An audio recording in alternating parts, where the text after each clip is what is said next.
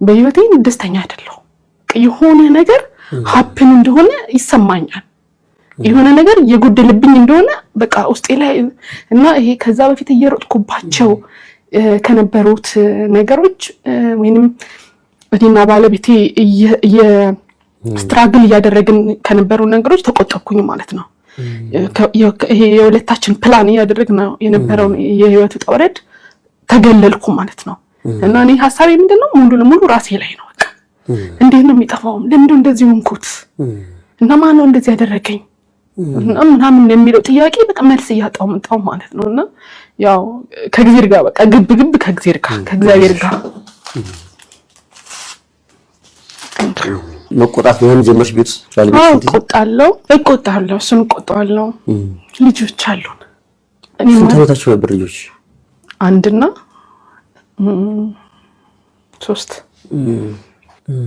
ምንድነው ይሄ እና ይዳብሰኛል ምናምን እና ትድኛለሽ እያለኝ ይዳብሰኛል ጻና ምንም አታውቅም ነበር ከዛ ያው በዛ አይነት መንገድ ያለፍኩኝ ማለት ደስታ ከኔ እየራቀ ራሴን ብቻ ያዳመጥኩኝ ስትረስ ውስጥ እየገባሁ ሰዎች ምን ሊሆን ለሰዎች ይጨነቃለሁ ስለኔ ያሳብ ይሆን ሰዎች ካልሳቆ ኢቭን ስለኔ ያሳቡ ይሆናል ምናምንና ስለሰው መጨነቅ ይሄ የሆነ እርብሽብሽ ያለ እንትን ውስጥ ገባሁኝ ማለት ነውና ቤቴ ደግሞ ስመጣ ያው ደስተኛ አልሆንም ምናምን እሱ በጣም ሰፖርቲቭ ነው ነገሮች ሊረዳኝ ይፈልጋል ምንም ማለት አይደለም ምናምን ይሉኛል ግን ለምን ነው ጥያቄ ይሄ ለምን የሚለው ጥያቄ ማንንም ጠይቀው አምላክሽ ነው እግዚአብሔርን ሁሌ ቤተክርስቲያን ሄጄ ማልቀስ ነው ስራዬ ቤተክርስቲያን ሄጄ እንደሰው ትምሬ አልመለስ ማልቀስ ነው በቃ ተንበርክኬ ማልቀስ ነው እና ቢያንስ ምን እንደሆነ ንገረኝ ነው ለምን እንደሆነ ንገረኝ ልበቃው እና እኔ ጋር አላስፈላጊ የሆነ ነገሮች እንትን ብለዋልና ያንን የምፈታበትን ነገር ምን እንደሆነ ልበቃው የሚል በጣም ከእግዚአብሔር ጋር ግብ ውስጥ ነበርኩኝ ያው በህልምሽም እንደዛ አይተሽ እንደሆነ ስለምታቂ ማናት ይወጋችኝ ለምን ወጋችኝ የሚለው ሌላ ጭንቅ ነበር እኔ ጋር እየለየለት መጣና በአንድ አጋጣሚ ወደ አዲስ አበባ መጣሁኝ በስራ ምክንያት መጣሁኝና እዚህ የቆዳ ሐኪም ቤት ታየው ስታይ በቃ ይሄ 100% ሴግሜንታል ቪትሊጎ የሚባለው ነው ብሏል ዶክተሩ ምን ማለት ነው የሆነ አካልህን ብቻ የሚያጠቃ ለምጽ የሆነ ቦታ በቃ ማይስፋፋ ወይንም ወደ ሌላ ቦታ ማይሄድ የሆነ አካባቢን የሚያጠቃ ለምጽ መሆኑን ነገረኝ እና በቃ በጣም ነው ያዘንኩት ማለት ነው እና ምንድነው መድኃኒቱ አልኩት ፎቶ ቴራፒ አለ ነገር ግን ከዋሳዚ የተመነልሽ ስለሚከብድ በሳምንት 3 ቀን እንደዚህ ምናምን ስለሆነ እኔ በታም መልክ ሰጥሻለሁ ተውጦ የፀሐይ ብርሃን ሊያገኝ ይገባል እሱን መድኃኒት አትሰለኝ እሱን ለ3 ወር አዞልኝ ሄድኩኝ ማለት ነው ፊትሽ ላይ ሞጣ ጀመረ ድረስ እስከ ከንፈሬ ነጭ ሆነ ከንፈሬ ድረስ እስከ ከንፈሬ በቃ ሞልቶ አንገቴ ሞልቶ ይሄ ፓርት ሙሉ ግራ የመዳፌ እናም ይሄ ጀርባው እግርሽስ ግራ በቃ እቺን ፓርት ነው ይሄ ፓርት ነው እግሬ ላይ አልነበረም እሺ ከዛ ምንድነው እኔ ያው ኦርቶዶክስ ነኝ ዶክተሩ ከነገረኝ በኋላ በቃ ፊቴን ወደ ገዳም ነው ወደ ጸበሉ 100% ያዞርኩት ማለት ነውና ቤተክርስቲያን በየሄድኩ ሰዎች በጣም በብዙ ፈተና ውስጥ እንደሚያልፉ ለምናገር አስተውለን እናቀለም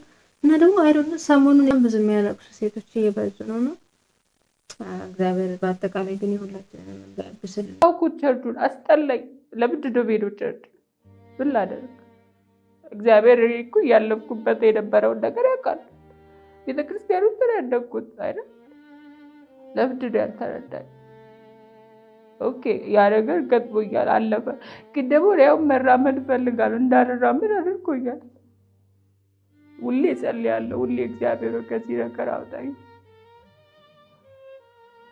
ፍቅሩ አለ ክህደቱ አለ ከልጅቷ ጋር እንደተሰማኝ ሁላ አላውቅም። ወደ ቤት ብሄድ የፈለኩት ከዛ መድኃኒቶች ነበሩ ዋጥኳቸው። ወቢት አደረገኝ። ከዛ በቃ እሺ እንድሞትም አልፈቀድክልኝም፣ እንድኖርም አልፈቀድክልኝም። ምንድን ነው የምትፈልገው? ከአምላክሽ ጋር ነው በጣላት ጀመርኩ። አሁን እኔ ከማን ጋር እጣላለሁ? ከእሱ ጋር መጣላት አልችልም። ለልጅቷ መናገር አልችልም። ታሳዝነኛለች። የራሷን ብታጠፋ ነገ ጸጸቱ እኔ ጋር ነው። ዋጋ እየከፈለች ነው። ደግሞ ፓስተር ራሱ እግዚአብሔር በፈለገ ሰዓት የእውነት ይገልጠዋል። አንቺ ግን እንደዚህ ብለሻ ከሞተች ጸጸቱን አትችይውም ነው የሚለው። ደግሞ ትክክል ነው። የሆነ ነገር ቢደርስባት እኔ ራሴን አልችለውም። ከዛ በቃ የመስራት ሞራል ይጠፋ። አሁን የሆነ ነገር እየሸጥኩ የቤት ኪራይ እከፍላለሁ የቀለብ ምናምን፣ ግን እኔ አጣሁት። በቃ መስራቱን አስጠላኝ መስራቱ።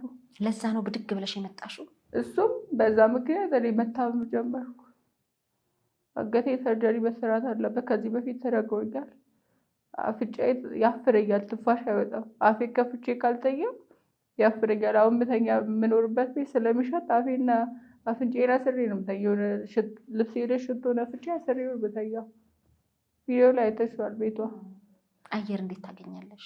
በቃ በዛው ላይ በዛው ሽታው የእንትኑ የሽቶ ሽታ አፍንጫዬ ላይ ሲቀር ከዛ በኋላ ጨርቁ ማለት ነው አልችለውም። ለቤተሰብ እንዲያውቅ አልፈልግም ነበር። በቪዲዮ ነው ያወቁት። በቪዲዮ ያገኘች የተቀበለች ልጅ ነገርኳት ያለሁበት ነገር። እኔ ሌላ ምንም አልፈልግም፣ ግን ቤት ተከራይልኝ። ከዛ የአልጋ ክፍል መክፈል አልችልም። ትንሽ ብር ያለኝ ስልክ አለኝ። ስልኬ 60 ሺህ ብር ነው፣ 60-70 ሺህ ብር። በሱ እታከማለሁ። ቤት ተከራይልኝ። ከዛ ሌላው ከአንቺ ምንም አልፈልግም አልኳት። ተስፋፍታ እሺ ችግር የለውም ብላ መጣች። ይዛ ቀን ሌሊት ተቀበለች። ተቀብላኝ ወደ ቤቷ ወሰደች። እኔ በማግስቱ ሌላ ቦታ ሄዳለሁ፣ አንቺ ግን እዚህ ደሪ፣ ከዛ ስመጣ እንገናኛለን አለች። እሺ አልኳት። ከዛ በጠዋቱ ተነስታ በቃ አሁን መሄድ ያለበት ቦታ መሄድ አለብሽ አለች። ተቀየረች ማለት አውቀዋለሁ እኔ ጋር ሲመጣ ሁሉም ነገር እንደሚበላሽ፣ ግን ተቀየረች። እዛ በቃ የት ልሂድ? ከዛ እሺ ብሩ ካሽ ስጪ ጌታ እኔ ራይድ ከጠራሽልኝ ራይዱን ለራሱ ሲል የሆነ ቦታ ይወስደኛል ማድርበት።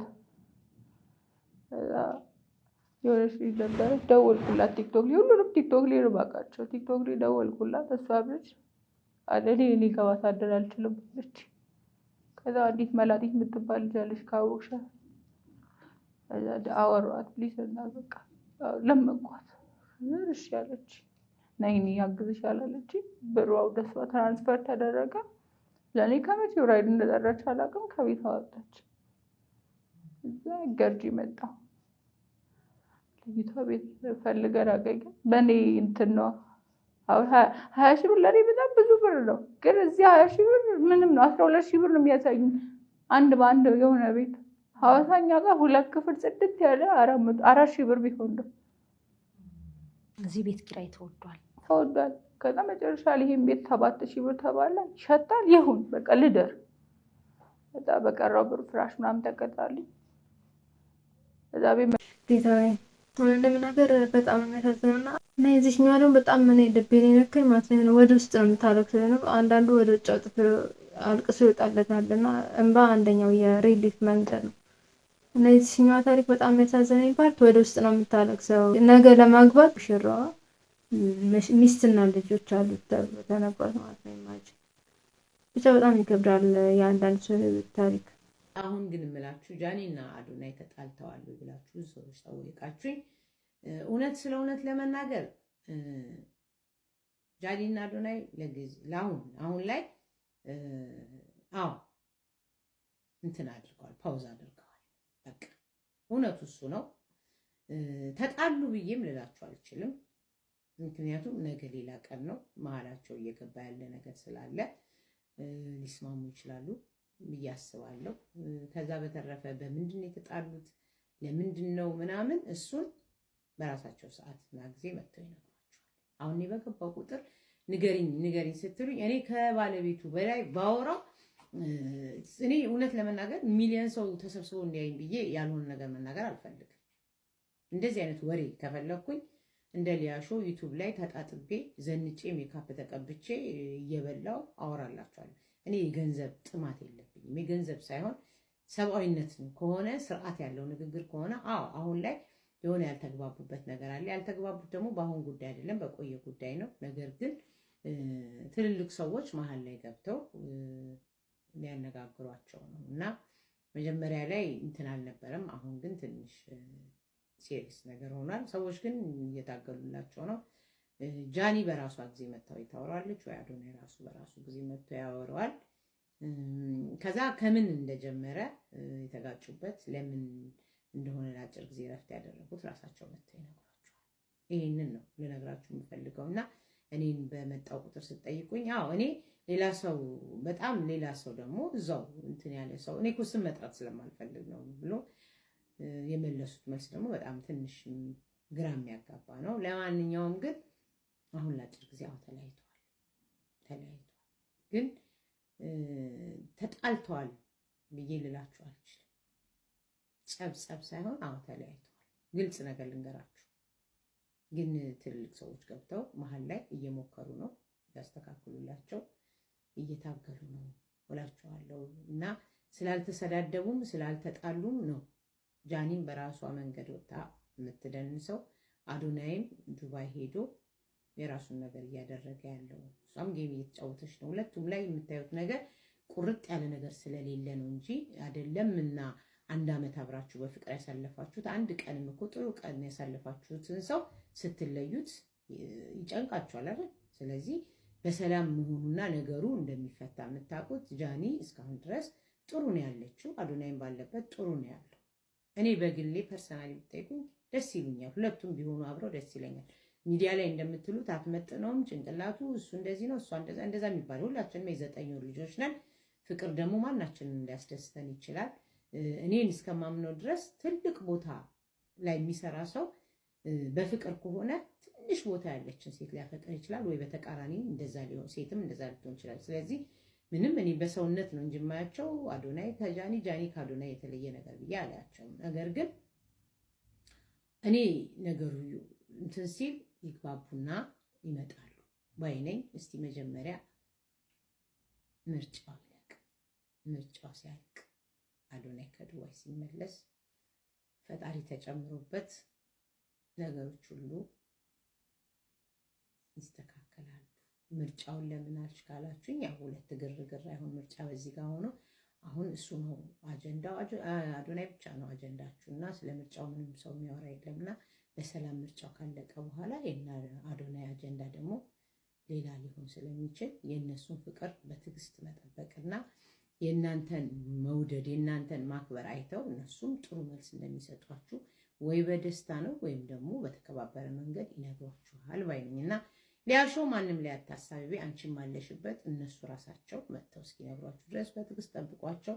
ስላስረዘምኩባችሁ ይቅር። ጃኒና የአዶናይ ጉዳይ ጸቡ እውነት አይደለም ፕራንክ ነው ምናምን እያልን ቆይተን ነበረ። አሁን ደግሞ ኩሊያ የቅርብ ሰው ናት ለአዶናይ በተለይና አጣርቻለሁ። ጸባቸው መጀመሪያ ላይ የእውነት አልነበረም፣ አሁን ግን ሲሪየስ ሆኗል። ግን አብረው ሊመለሱ ይችላሉ የሚልም ነገር አንስታለች።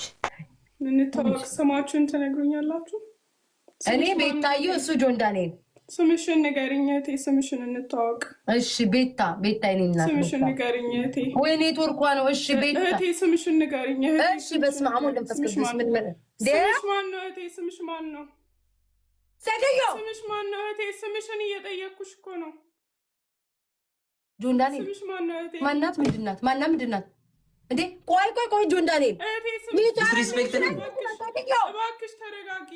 እባክሽ ተረጋጊ። መልሽላት እንጂ ልቀት ነው እንዴ? አንቺ ያማ እንደ እየነገርኩህ ነው። አታነብም እንዴ? ለምን ማነው ሰው እንደ ዘይ መጣ? ማናት? ምንድን ነው? እባክሽ ተረጋጊ እህቴ፣ እባክሽ ተረጋጊ። ስምሽ ማን ነው?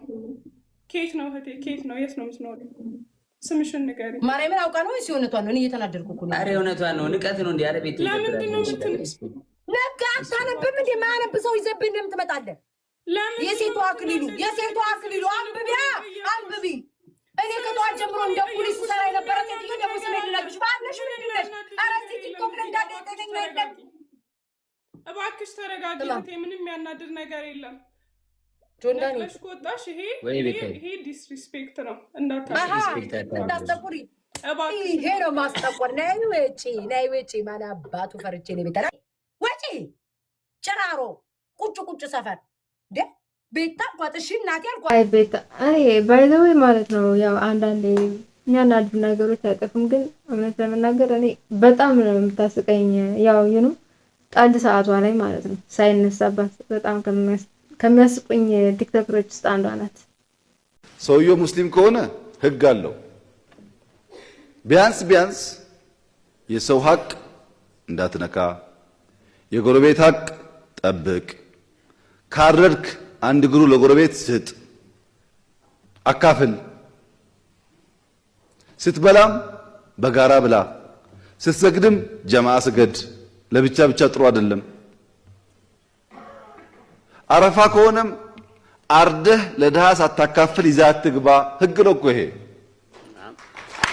ህግ ነው።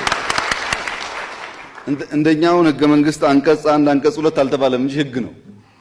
እና ሰው ያምናል፣ ያርዳል፣ ያካፍላል፣ ካለው ይሰጣል፣ በሽተኛ ይጠይቃል፣ ሲሞት ይቀብራል። ይሄ ህግ ስለነበረ አብዛኛው ተስማምቶ በፍቅር ኖሯል። ችግር የለም ማለት ግን አይደለም። ችግር ነበረ። አሁን የሚሻለው ምንድነው ያላችሁ እንደሆነ ሙስሊሞች ሙስሊም ሁኑ። ሙስሊም ከሆናችሁ በቂ ነው። ክርስቲያኖች ክርስቲያን ሁኑ። ክርስቲያን ከሆናችሁ በቂ ነው። ክርስቲያን ግደል አይልም፣ ሙስሊም ግደል አይልም። ስረቅ አይልም፣ ሁለቱም ስረቅ አይልም። የሰው ሀቅ ውሰድ አይልም። የምታውቁት ነው። ሰው እስላም ለመባል ጣቂያ ያደርጋል፣ ክርስቲያን ለመባል የሆነ ነገር ያደርጋል። ግን አይደለም።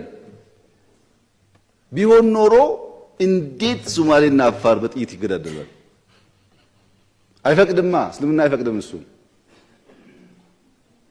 ሰው ራሱን መሆን ቢችል አብዛኛው ችግር ይፈታል። ማለት የምፈልገው መሰካከሱን አቆመን የዜጎች ሞት ቢቆም፣ ከዛ በተጨማሪ ደግሞ ለሃይማኖታዊ ትምህርት የሃይማኖት አባቶች የሃይማኖት አስተማሪዎች አሉ። ዛሬ የነበረን ቪዲዮ ይህን ይመስል ነበር። እስካሁን ከነበራችሁ ላይክ ማድረጋችሁ እንዳትረሱ። ቻናሉን ሰብስክራይብ አድርጉና በቀጣይ እስከምንገናኝ ድረስ ሰላም ቆዩ።